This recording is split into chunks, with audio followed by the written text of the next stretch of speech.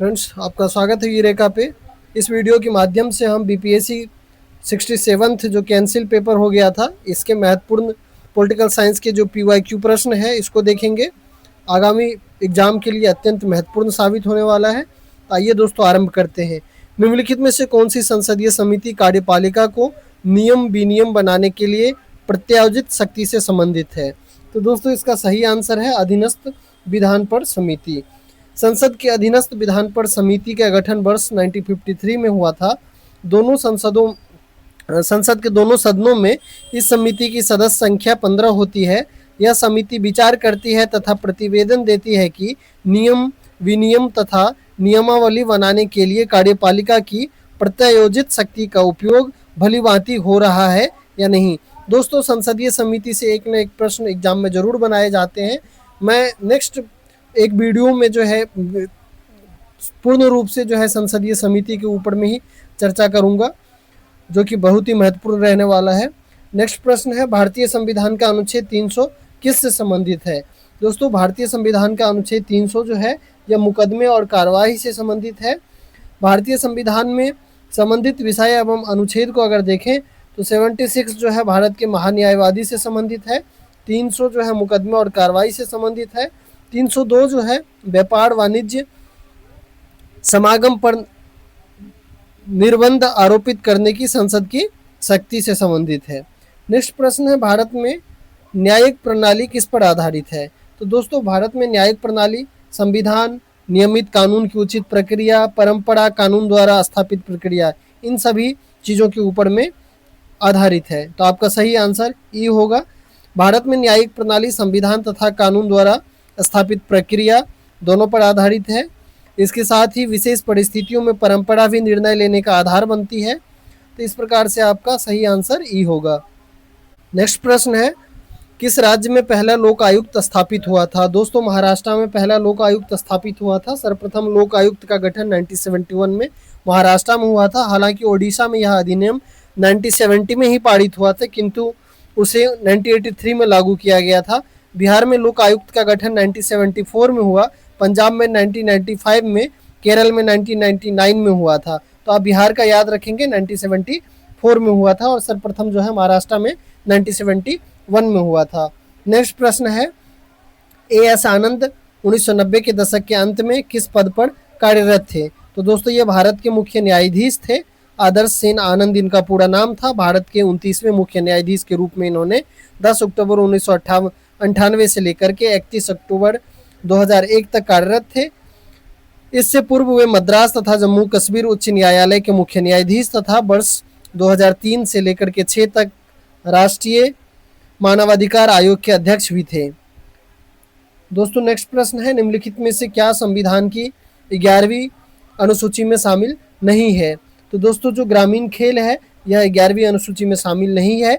संविधान की 11वीं अनुसूची में पंचायत से संबंधित 29 विषय को शामिल किया गया है, जो कि 73 संविधान संशोधन 1993 के माध्यम से किया गया था, जिसमें प्रमुख विषय जो है कृषि, मत्स्य उद्योग, ग्राम उद्योग, ग्रामीण आवासन, ईंधन और चारा, सड़क, पुल, जलमार्ग, अपारंपरिक ऊर्जा स्रोत, गरीबी उन्मूलन, तकनीकी प्रशिक्षण एवं व्यावसायिक शिक्षा, पुस्तकालय, सांस्कृतिक क्रियाकलाप, परिवार कल्याण, सार्वजनिक वितरण प्रणाली जो है शामिल है। तो अतः ग्रामीण खेल का जो है उल्लेख इसमें नहीं किया गया है। नेक्स्ट प्रश्न है, संविधान के अनुच्छेद 113 के अनुसार वार्षिक बजट में कितनी अनुदान की मांग संसद में पेश की जाती है? तो दोस्तों, अनुदान का फिक्स मांग जो है पेश करने का कोई संख्या निर्धारित नहीं है। कितनी भी मांगे जो है इसमें पेश किया जा सकता है। भारतीय संविधान के अनुच्छेद 113 के अनुसार भारत की संचित निधि पर भारित व्यय के अतिरिक्त होने वाले व्यय की मांग को लोकसभा की स्वीकृति लेना आवश्यक माना जाता है, जिसे अनुदान की मांग कहा जाता है। इसकी कोई निश्चित संख्या नहीं है। वार्षिक बजट 2022-23 में कुल जो है 102 मांगे रखी गई थी। और साथ ही साथ एक प्रश्न यहाँ से बनाया जाता है कि बजट शब्द का जो है संविधान में उल्लेख है कि नहीं। तो दोस्तों, भारतीय संविधान में बजट शब्द का उल्लेख नहीं है, सिर्फ लेखा अनुदान के रूप में जो है इसे संसद में प्रस्तुत किया जाता है। नेक्स्ट प्रश्न है, किस वर्ष में राष्ट्रीय विस्तार सेवा को आरंभ किया गया था? तो दोस्तों 1953 में राष्ट्रीय विस्तार सेवा को आरंभ किया गया था। नेशनल एक्सटेंशन सर्विस प्रोग्राम का आरंभ जो है 2 अक्टूबर 1953 को हुआ था, 2 अक्टूबर गांधी जी के जयंती के दिन। इसका मुख्य उद्देश्य स्वयं सहायता प्रयासों के आधार पर विकास कार्य को बढ़ावा देना था। दोस्तों नेक्स्ट प्रश्न, प्रश्न संख्या 9 है, राज्य विधान परिषद के सदस्य निम्नलिखित में से किस श्रेणी से नहीं चुने जाते हैं? तो दोस्तों जो इसका सही आंसर है वो डी है। संविधान के अनुच्छेद 171(3) के अनुसार राज्य विधान परिषद के कुल सदस्य संख्या का 1/3 सदस्य स्थानीय निकायों द्वारा, 1/3 सदस्य विधानसभा के सदस्यों के द्वारा, 1/6 सदस्य राज्यपाल द्वारा मनोनीत होते हैं, 1/12 जो सदस्य है वो स्नातक के द्वारा चुने जाते हैं, जो ग्रेजुएट वोटर होते हैं उनके द्वारा, और 1/12 सदस्य जो है 3 वर्ष से अध्यापन कर रहे लोगों के द्वारा चुने जाते हैं। इसलिए जो है उद्योगपति का श्रेणी इसमें नहीं है, यानी उद्योगपति के द्वारा जो है विधान परिषद के सदस्य नहीं चुने जाते हैं। अब आइए विधान परिषद के प्रावधान को देखते हैं। भारतीय संविधान के अनुच्छेद 169 के अंतर्गत राज्यों में विधान परिषद का गठन या उसे समाप्त करने का प्रावधान है। इसे राज्य की विधानसभा के द्वारा प्रस्ताव के आधार पर संसद द्वारा बनाया जाता है या हटाया जाता है। वर्तमान में भारत के 6 राज्यों में विधान परिषद का प्रावधान है, जैसे कि यूपी, बिहार, महाराष्ट्र, कर्नाटक, आंध्र प्रदेश और तेलंगाना। नेक्स्ट प्रश्न है, भारतीय प्रशासन में विभाजन प्रणाली किससे संबंधित है? तो दोस्तों ये नीति क्रियान्वयन से संबंधित है। प्रशासन से मुक्त एक अलग नीति विभाग, सामान्य स्टाफ बनाकर ही सफल नियोजन निर्माण किया जाना संभव है। इसी प्रणाली को विभाजन प्रणाली कहा जाता है। अतः नीति निर्माण और क्रियान्वयन से संबंधित है। ये सचिवालय द्वारा नीति निर्माण किया जाता है, जबकि संबंधित निकाय उसका क्रियान्वयन करता है। नेक्स्ट प्रश्न है, भारत के वित्त आयोग के संदर्भ में निम्नलिखित कथन पर विचार करें। दोस्तों जो इसका कथन है, वित्त आयोग एक संविधान है। वित्त आयोग के संदर्भ में जो है उपयुक्त में से कौन से कथन सही है यह पूछा जा रहा है। तो दोस्तों जो ऑप्शन है, वित्त आयोग एक संवैधानिक निकाय है।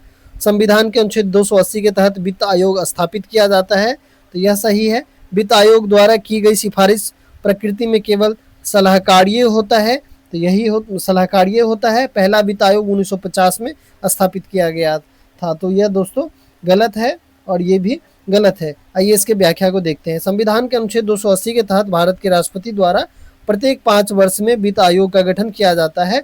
अतः यह एक संवैधानिक यानी संवैधानिक निकाय है, यानी कि ये सांविधिक निकाय नहीं है, यानी कि यह जो है एक कॉन्स्टिट्यूशनल बॉडी है। सांविधिक निकाय यहाँ पे लिखा हुआ है, तो इस बात को ध्यान देंगे कि सांविधिक निकाय है। वित्त आयोग जो है एक संवैधानिक निकाय है, क्योंकि संविधान के में इसका प्रावधान है आर्टिकल 280 में। अतः यह एक संवैधानिक निकाय है, तो इसकी सिफारिशें जो है सलाहकारी प्रवृत्ति की होती है। प्रथम वित्त आयोग का गठन जो है 1951 में हुआ था, 1950 में नहीं किया गया था। यहाँ पे 1950 लिखा हुआ है, तो यह गलत है। इसमें जो है एक अध्यक्ष और 4 जो है इनके अन्य सदस्य होते हैं, जो कि राष्ट्रपति के द्वारा नियुक्त किए जाते हैं। ध्यान से देखेंगे, आर्टिकल 280 में संविधान में इसका प्रावधान है। यह एक संवैधानिक निकाय है। इसका जो सिफारिश है यह प्रकृति में जो है सिर्फ सलाहकार्य होता है, और इसकी जो स्थापना है 1951 में किया गया था। अब आइए वर्तमान में जो 16वें वित्त आयोग है इनसे संबंधित चीज़ों को देखते हैं। वर्तमान में 16वें वित्त आयोग जो है कार्यरत है। इसके जो अध्यक्ष है अरविंद पनगड़िया है। इस आयोग की सिफारिश की अवधि जो है 1 अप्रैल 2026 से लेकर के 31 मार्च 2031 तक का है। 16वें वित्त आयोग ने केंद्रीय करों में राज्यों की हिस्सेदारी को 41% पर बनाए रखने की सिफारिश की है। नेक्स्ट प्रश्न है, ईस्वी सन 1946 में बनी अंतरिम सरकार में राजेंद्र प्रसाद के पास कौन सा विभाग था? तो दोस्तों यहाँ से जरूर प्रश्न बनाए जाते हैं पॉलिटिकल साइंस में, बीपीएससी के एग्जाम में। तो राजेंद्र प्रसाद के पास में खाद्य एवं कृषि विभाग था। कुछ और महत्वपूर्ण विभाग देखिए जहाँ से प्रश्न बनाए जाते हैं। लियाकत अली खान के पास में वित्त विभाग था। इसके बाद में बलदेव सिंह के पास में रक्षा विभाग था। सरदार वल्लभ भाई पटेल के पास में गृह विभाग, सूचना एवं प्रसारण मंत्रालय था। उसके बाद में जगजीवन राम के पास में श्रम मंत्रालय था। आसिफ अली के पास में रेलवे एवं परिवहन मंत्रालय था। दोस्तों इसके बाद में अगर हम बात करें 1946 में जवाहरलाल नेहरू के नेतृत्व में अंतरिम सरकार का गठन हुआ था। इस सरकार में राजेंद्र प्रसाद को खाद्य एवं कृषि विभाग आवंटित किया गया था।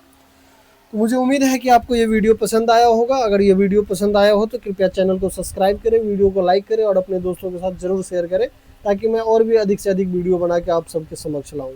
धन्यवाद।